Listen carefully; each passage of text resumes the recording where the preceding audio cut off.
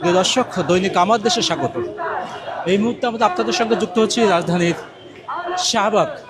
নতুন নামকরণ করা হয়েছে শহীদ উসমান হাদি চত্বর থেকে। হাদি হত্যার বিচারের দাবিতে আজ জুম্মার নামাজের পর ইনকিলাব মঞ্চের নেতাকর্মীরা শাহবাগ অবরোধ করে রাখে। শহীদ শরীফ উসমান হাদি হত্যার বিচারের দাবিতে শাহবাগ অবরোধ করেছে ইনকিলাব মঞ্চ। জুম্মার নামাজের পর ইনকিলাব মঞ্চের নেতাকর্মী সহ সাধারণ শিক্ষার্থী জনতা ঢাকা বিশ্ববিদ্যালয় কেন্দ্রীয় মসজিদ থেকে বিক্ষোভ মিছিল নিয়ে শাহবাগ এসে অবস্থান নেন। এ সময় তারা সড়ক অবরোধ করে যান চলাচল বন্ধ করে রেখেছে এখনো পর্যন্ত। অবরোধকারীরা নারায়ে তাকবীর, আল্লাহু আকবার, দিল্লি না ঢাকা, ঢাকা ঢাকা, এক হাদির লোকান্তরে লক্ষ হাদির লড়াই করে, লিগ ধর জেলে ভর ইত্যাদি বিভিন্ন স্লোগান দিতে থাকে। এখনও স্লোগানে মুখরিত রেখেছে এই শাহবাগ। অবরোধ থেকে ইনকিলাব মঞ্চের সদস্য সচিব আব্দুল্লাহ আল জাবেদ ঘোষণা দেন, হাদি হত্যার বিচার না হওয়া পর্যন্ত তারা শাহবাগ অবরোধ করে রাখবেন।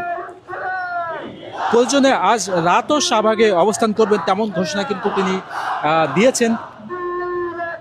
ইনকিলাব মঞ্চের সদস্য সচিব আব্দুল্লাহ আল জাবেদ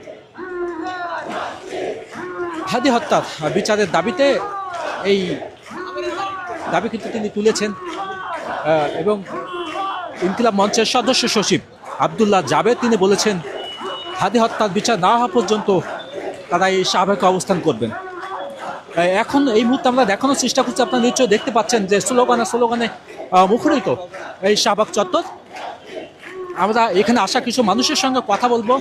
ভাইয়া, কোথা থেকে এসেছিলেন এবং কেন এসেছিলেন আপনার কাছে একটু জানতে চাই। আমার জেলা শরীয়তপুর। আজকে বিশেষ করে আসছে আমাদের যে হাদি ভাই মারা গেল, পরিকল্পিতভাবে যে হাদি ভাইরে মারা হইলো, আমরা চাই সুস্থ তদন্তের মাধ্যমে যে আসামি ভারতে পালায় রয়েছে এই আসামিরা বাংলাদেশে আনা হোক, সরকারিভাবে চেষ্টা করা হোক। কিন্তু দুঃখজনক, আজকে প্রায় 1 সপ্তাহ হয়ে গেছে হাদি ভাই মারা গেছে। সরকারের পক্ষ থেকে এখনো আমরা কোনো বক্তব্য পাইনি স্পষ্ট যে আসামিরে ধরা হবে, আসামিরে বাংলাদেশে আনা হবে, বিচার হবে। এটা খুবই দুঃখজনক। আমাদের দাবি, পরিষ্কার দাবি, যে গতদিনে আপনারা দেখছেন আওয়ামী লীগ সরকার থাকাকালীন টাইমে তিনার আব্বারে মারার ক্ষেত্রে যারা বঙ্গবন্ধুর যে মারার ক্ষেত্রে ভূমিকা রাখছিল বা যারা মারছিল, প্রায় কয়েক যুগ পর ওই আসামিদেরকে বাংলাদেশে আইনা বিচার করা হয়েছে।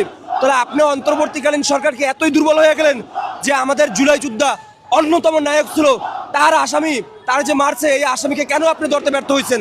বিশেষ করে প্রশাসনের ক্ষেত্রে আমি বলবো যে হাদি ভাইরে মারার পর কিভাবে আসামি ভারতে পালালো, এই বিজিবিদেরকে প্রশাসনের ক্ষেত্রে